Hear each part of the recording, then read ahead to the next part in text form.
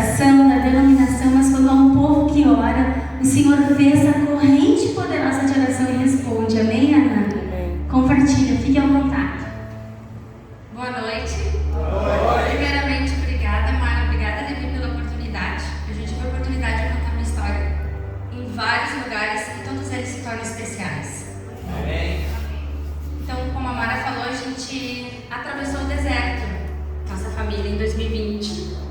Mas eu aprendi que o deserto não foi feito para nós. O deserto só foi feito para passagem.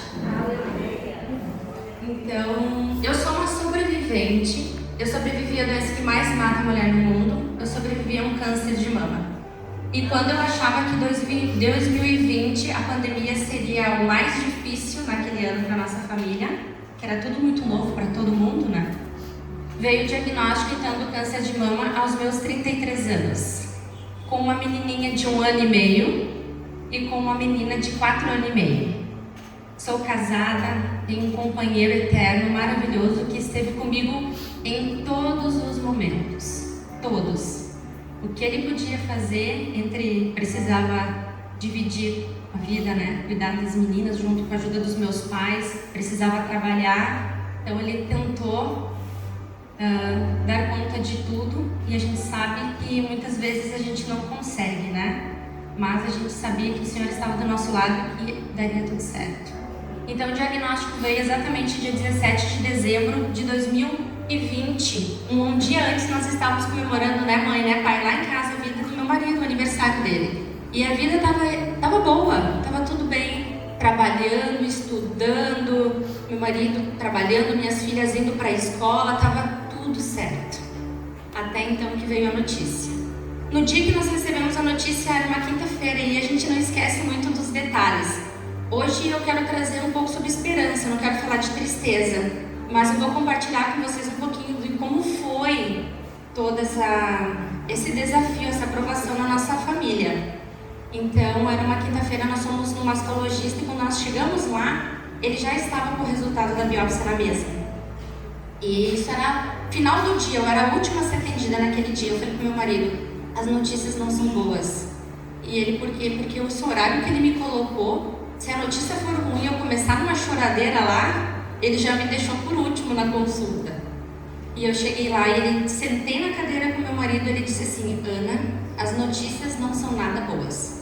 Tu está com câncer de mama, assim, sem rodeio, foi direto na notícia.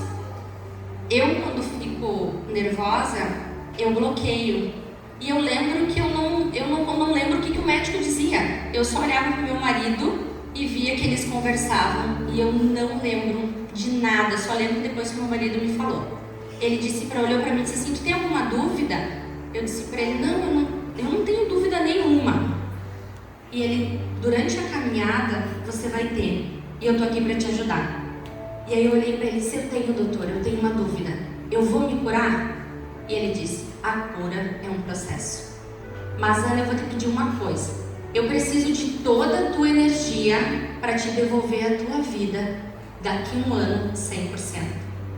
Aquilo soou tão estranho, como assim minha vida? Ontem eu estava comemorando o aniversário do meu marido e hoje estamos falando sobre isso. E aí nós saímos do consultório, já era noite. Eu e meu marido entramos dentro do carro e desabamos a chorar. Eu falei pra ele que eu tinha prometido. Eu ia envelhecer do lado dele. Nós tínhamos muita coisa pra viver junto. E não era hora de eu partir. Porque as meninas precisavam de mim. Eu tinha convivido 1 ano e meio com a Milena. Era muito pouco tempo. Ela mal conhecia a mãe dela. Nós tínhamos muita coisa pra viver juntas, né? Foi que nós voltamos pra casa, meus pais estavam lá. Meus sogros também, porque meu esposo estava de aniversário e eles sempre vão na data para comemorar conosco. Quando eu cheguei em casa, quando eu achei que eu já tinha chorado tudo, eu abri a porta e minha pequena gritou, mamãe! E aí, sabia chorar. E na hora já viram, né, meus familiares, que a notícia não era boa. Aquela noite eu fui dormir mais cedo, porque eu queria esquecer o que eu estava passando. E os 3 dias que vieram depois, eu nunca passei realmente um processo de luto. Eu não sei dizer se o que eu passei foi, mas a tristeza era tão grande, que eu tinha vontade só de ficar escondida. Sabe quando tu quer ficar num canto escondido sozinha? eu tinha vontade de ficar no meu cantinho. Então, os 3 dias que vieram foram muito difíceis, até digerir a notícia, até conseguir botar a cabeça no lugar. Foi difícil para meus pais, é difícil tu dar essa notícia para as pessoas que você ama, né? Ainda mais pai e mãe, né? E foi num domingo que eu acordei, estávamos em família fazendo um churrasco e eu olhava todo mundo na mesa assim, parecia que eu não estava fazendo parte daquele ambiente, eu não estava me permitindo porque eu tinha medo do que viria. E aí foi que eu me dei um chacoalhão e disse, não, chega, essa não é a Ana Paula, bora botar a cabeça no lugar e ver e pensar, obrigada, e pensar em tudo que eu preciso dar energia que o médico falou. Na segunda-feira fomos para um oncologista, nós sentamos na cadeira e a primeira pergunta que ele fez foi o seguinte: vocês têm filhos? Eu disse sim. E vocês querem ter mais filhos? Eu respondi sim, meu marido respondeu não, a gente não combinou a resposta. O médico até deu risada. Ele disse, porque se vocês pretendem ter filhos, a quimioterapia pode te deixar infértil. Então eu sugiro que vocês possam fazer um congelamento dos óvulos. E eu olhei para o doutor, e se eu fizer esse processo, quanto tempo de químio? Quanto tempo vai demorar para começar a químio? Ele falou, uns 20 dias até fazer todo o processo de congelamento dos óvulos. E me preocupava muito porque o câncer ele era agressivo, ele já era grau 3, ele já estava em estágio avançado na axila e o prognóstico ele não era nada bom, nós estávamos cientes disso. E aí eu disse, doutor, se for para mim ter filho, daqui para frente, vai ser, se for para ser, será. Vou deixar nas tuas mãos e vamos começar a químio. Iniciamos a químio em 10 dias. Eu tive uma reação alérgica muito forte na primeira químio. Meu maior medo fosse que eu não pudesse fazer químio, porque acontece. As pessoas têm a reação tão forte que acabam não conseguindo fazer. Então, aumentar as doses dos medicamentos imediatamente, eu tive falta de ar, mas fiquei bem logo em seguida e continuamos a químio. Eu fiz 12 sessões de quimioterapia branca e 4 de quimioterapia vermelha. As fortes ficaram por último. 4 semanas depois da primeira quimio, começou a cair os cabelos. E eu me preocupava muito no que as minhas filhas iam absorver disso tudo. O que passava na cabeça delas. Eu tinha medo que isso interferisse muito na vida delas dali pra frente. Então eu pensei, eu vou tentar transformar pelo menos esse momento, apesar de triste, desafiador, em algo um pouco mais leve. Então eu protelei para raspar o cabelo uma semana e meu marido dizia, Ana, eu não aguento mais ver você assim, teus cabelos estão caindo, eu não podia tomar banho, porque se eu passasse a mão no cabelo no chuveiro caía, os maços de cabelo ficavam no travesseiro também. E aí eu pedi uma maquininha para raspar o cabelo emprestada e disse, vai ser hoje. Aí o pai e a mãe, cada um foi lá e tirou um pedacinho da mecha do cabelo e eu pensei, vou tentar pensar que isso faz parte do processo, porque faz parte da cura. Tudo que vai vir vai se somar para fazer parte do sucesso do tratamento. Então raspamos o meu cabelo, eu fiquei bem bonitinho de cabelo raspado, gostei. E aí tentava levar um pouco na brincadeira, tentar um pouco de humor, mesmo que a gente tentar ter alegria na jornada, por mais difícil que fosse. E aí comprava uns turbantes bonitos, coloridos, cada dia estava com um turbante diferente. Ganhei peruca, não me acertei com as perucas. E aí eu pensei, vou assumir a carequice mesmo, né? Só que eu me olhava no espelho e não me reconhecia muitas vezes, porque é muito difícil para nós mulheres, né? A gente tem a nossa vaidade, né? Então, se olhar no espelho, sem cabelo, sem sobrancelha, eu estava extremamente inchada, porque as doses de corticoides eram muito altas. Então, às vezes eu me olhava no espelho e disse, cadê aquela Ana Paula? Não reconheço. E olhava para meu esposo e dizia, onde é que eu tô? E ele disse, continua sendo a Ana de sempre para mim.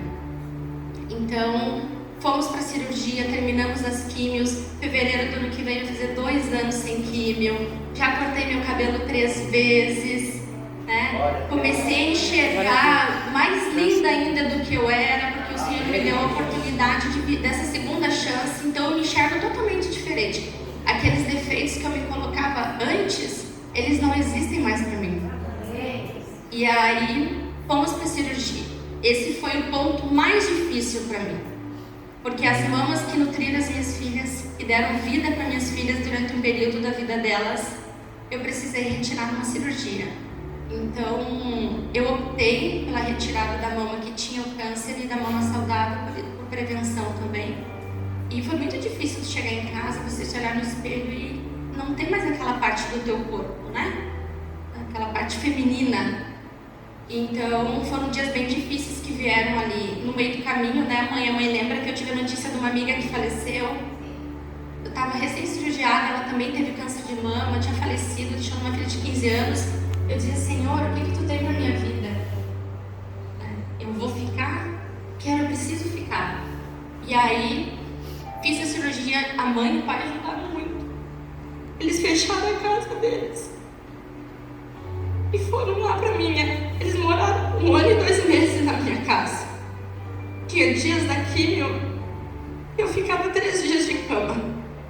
E eu só escutava as meninas brincando, correndo pela casa. E a mãe ia lá, o pai também. O pai ia lá, passava a mão na minha careca. A mãe levava um lanchinho, o almoço, levava as meninas para passear. Então, as pessoas dizem, eles são teus pais, sim, eu sei que eles são meus pais, eles fizeram com amor, mas eles fizeram muito mais, né? Então, a gente passou um período, né, de pandemia em casa, a gente não podia sair, eu não podia receber abraço. O momento mais difícil que eu precisava de abraço. Eu sou uma pessoa que gosta de estar com pessoas. Eu nasci para estar junto de pessoas. Eu gosto de estar com pessoas. E não podia. As pessoas iam no portão da minha casa. Minhas amigas me ver, eu só banava. Ou já botava as coisas pelo portão ali. Ou a mãe e o pai recebiam, me levavam lanche. Eu agradeço as orações, agradeço o jejum. Eu recebi tanto amor de tanta gente, de pessoas que inclusive eu mal conhecia, que me encontravam na rua da minha cidade e dizia, eu sou mãe da fulana que trabalha contigo, para dizer que eu estou orando por você. Então foi uma onda de amor muito grande. E depois da cirurgia, eu precisei fazer radioterapia. Eu fiz 25 sessões de rádio, meu pai me levou todos os dias, nós ia, né, pai, para Porto Alegre todo dia. Foi meu chofer, era meu motorista, meu parceiro, nós íamos todo dia. Eu sou de Juí, eu sou de São Sebastião do Caí, estou aqui de Juí, mas faz 15 anos que eu moro lá, é perto de Porto Alegre. E eu fiz perto de Porto Alegre, fica do Caí até Porto Alegre, uns 45 minutos, né? Mas todos os dias, radioterapia, eu tive queimadura na mama, porque é radiação, né? Mas eu sempre pensava que ia passar. Então, com queimadura hoje, amanhã é outro dia, amanhã vai estar melhor. E sempre pensava também que eu estava tendo um acesso a um tratamento bom, os médicos eram bons, eles estavam agindo rápido. Pensava que eu precisava colocar minha cabeça sempre no lugar, não podia me desesperar, por mais difícil que fosse. Tinha certeza de que daria tudo certo. Cada químio que eu ia, eu fechava os meus olhos, orava e dizia ao Senhor que essa químio que está entrando é a minha cura, que ela possa fazer a sua parte. E foi assim, vamos indo um dia de cada vez. O dia que eu não estava bem, eu lembrava que amanhã é uma nova oportunidade e assim eu ia. E que tudo ia passar. Mas não vou dizer que não desabei em vários momentos. Eu sempre falo pro meu marido, tu foi a pessoa que mais me ouviu e mais me viu chorar. E muitas vezes era no calar da noite, na hora de deitar, e a gente conversava e era o meu ouvido ele, né? Desabava e chorava muito para ele. E terminei as radioterapias, aí começou a vir as notícias boas. Veio a biópsia da cirurgia e foi o meu renascimento quando o médico disse, o mesmo médico que me deu a notícia que eu estava com câncer, foi o mesmo que falou para mim, Ana, as notícias são as melhores possíveis. Você não tem mais câncer. Você não tem, está descrito aqui, vou ler para você, a ausência de neoplasia na sua mama e a ausência de metástases na sua axila. Então, vai viver a tua vida, vai ver os teus sonhos, vai fazer os teus planos, vai curtir a tua família. E é assim que eu fiz. Saímos dali, fomos para casa feliz da vida. Eu tinha vontade de correr aquela rua, que o consultório ficava numa rua reta assim de Montenegro, que é onde eu fiz as consultas e toda a quimioterapia e cirurgia, eu tinha vontade de correr, de gritar, de botar para fora, de extravasar, de dizer, olha, Deus me curou. Eu mandei áudio para os amigos dizendo, Deus me curou e eu estou livre, eu não tenho mais câncer. Eu mandei áudio para a família, mandei para todo mundo, né? Porque eu queria que as pessoas soubessem que existem milagres, né? E eu sempre pensei que eu não podia guardar para mim a minha história. E eu sei que muita gente está passando por isso, ou que já passou, e que infelizmente vai passar, né? O câncer, ele vai bater na porta de muitas pessoas, infelizmente, mas se você tiver alguém que está passando por isso, só de força, não sabe o que dizer, ore por ela. É a melhor coisa que vocês podem fazer. E assim, nós estamos aproveitando a vida. Eu e meu marido, as minhas filhas, as meninas, eu até então não sei até que ponto elas absorveram tudo isso, né? Sempre foi uma preocupação muito grande da Martina e da Milena. A Martina, muitas vezes ela conta para as pessoas, a minha mãe teve câncer, sabia? Uma vez ela tirou meu turbante, ela queria mostrar que eu estava careca. Isso nunca me incomodou, porque eu sempre tive a oportunidade de em algum momento dizer, olha, eu tive câncer ou estou com câncer, mas vai ficar tudo bem. Vai ficar tudo bem, tá tudo certo. E aí foi assim, dessa forma que a gente foi levando, né? Com muita coragem, com muita fé. Eu escrevi numa folha de ofício, está colada até hoje na parede, minha mãe, do meu quarto. E eu tomei propriedade dessa escritura para mim, que eu botei meu nome lá. Ana, seja forte e corajosa, não temas, não tenha medo. E o Senhor teu Deus está contigo por onde quer que você vá. E está lá na parede do meu quarto, quase há 2 anos, o papelzinho escrito. Então, supliquei muito, ia no pé da cama das minhas filhas de noite, pedia, Senhor, eu não sei exatamente qual o teu desejo para mim. E às vezes eu tinha medo de dizer, faça a tua vontade, porque de fato eu não sabia qual era a vontade dele. Porque independente do que acontecesse comigo, ele continuaria sendo Deus. Mas ele me deu uma segunda chance. Eu entendo como uma segunda chance. Então quando eu tenho a oportunidade de contar a minha história, eu venho e conto. Porque eu entendo como propósito. Né? Então é isso. Se vocês têm alguém que está passando por algum desafio, ou vocês estão passando por alguma coisa, seja na saúde, financeira, dentro de casa, a gente só tem que crer no Senhor, porque não existe outra maneira de se erguer e atravessar o deserto, a não ser crendo que Deus vive, que Ele nos ama, Ele nos conhece pelo nome, Ele sabe exatamente o que passa no nosso coração e na nossa mente, eu não tenho dúvida alguma. Então a gente vivenciou esse milagre na nossa vida e a gente quer contar para as pessoas, quer dizer, olha, eu estou viva, estou aqui porque eu sou um milagre. Amém. Porque a gente sabia que o prognóstico não era bom. Se fosse pesquisar o grau que eu tinha, o avanço que já estava avançado, se nós fôssemos pensar, eu não queria pensar em estatística. Meu marido dizia, eu não quero saber de estatística, eu quero saber só do que Deus pode fazer por nós. Amém. Não creio em gráficos, não quero saber. Só quero saber que tu vai ficar curada e que não existe plano B, só existe plano A. Tu ficar bem e a gente envelhecer sozinho e ver nossas filhas crescerem. Recebi muito amor, minha cunhada, meu pai, minhas cunhadas, meu pai, minha mãe, minha irmã estava longe. Foi uma das primeiras pessoas que eu contei que eu estava com câncer quando saí da consulta. Liguei para uma amiga minha que tinha passado por câncer de ovário aos 21 anos. Ela é outro milagre, está com a filha dela hoje, achando que talvez não poderia ser mãe por ter tido um ovário. E nós vemos um milagre caminhando, Cecília.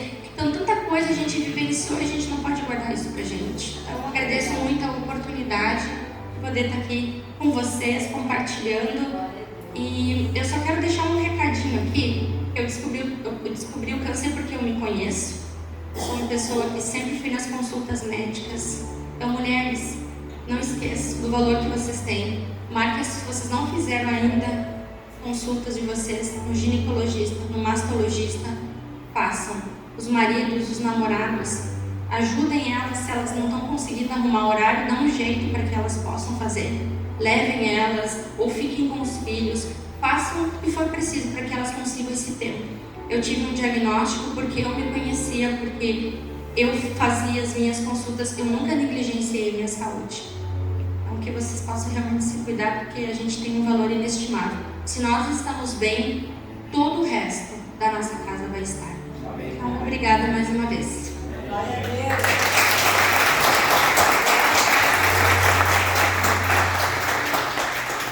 Só queria falar uma coisa. A família de Deus, ela é incrível, né? Eu não te conheci pessoalmente, né? Mas através da tua mãe, a gente lutou contigo, orou contigo.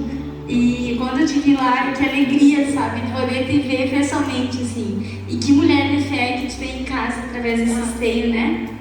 Muitas vezes a Rose, para não magoá-la, para não ver ela triste, né? Nesse momento de luta, a Rose mandava áudio para mim, né? E ela me contava tudo, ela me contava das dificuldades de brincar com as crianças no meio da pandemia, que não podia sair. E muitas vezes eu fui o ouvido da Rose nesse tempo. E que coisa boa, assim, poder ver agora, né, esse testemunho. Glória a Deus pela tua vida, tá? Que tu seja muito usada para falar do amor de Jesus através do que tu viveu, tá, querida? Amém. Glória a Deus. Jesus é maravilhoso, né, gente? Coisa boa poder ouvir testemunhos que edificam. Esse testemunho, ele é edificante para fortalecer a nossa fé. E ele também é um testemunho edificante para a gente crer e para a gente, como ela falou, independente do que acontece, Deus é Deus, Ele está no controle de tudo.